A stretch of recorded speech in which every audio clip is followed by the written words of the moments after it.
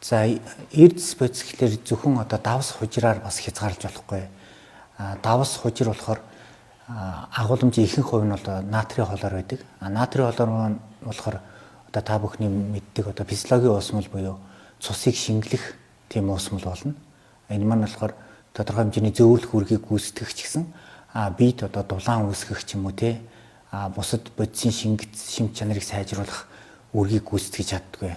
Гэтэл биеийн гол одоо бодисын солилцоог явуулдаг хүчил төрөгчийг зөөвөрлөдөг нь болохоор төмөр байдаг. Тэгэхээр төмрийн агуулмжтай эрдэс хэрэгтэй байх нь эсийн энергийн солилцоог гол явуулдаг магний байна. Тэгэхээр магний агуулмжтай эрдэс мөн одоо булчин болон ясны бодисын солилцоог мөн биед байдлыг нь гол хадгалж өгдөг. Нэгсэндээ тураахгүй бодис бол кальци болон фосфор байдаг. Тэгэхээр энэ бүхнийг агуулсан байж эрдэс нэмэгдэлт хичээл болдог.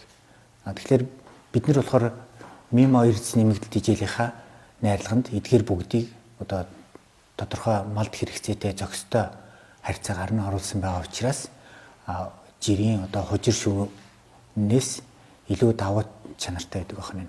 Нэгсэндээ бодисын солилцоог нэрчимжүүлээд малын тарах хүчийг барихад илүү зохимжтой юм аа.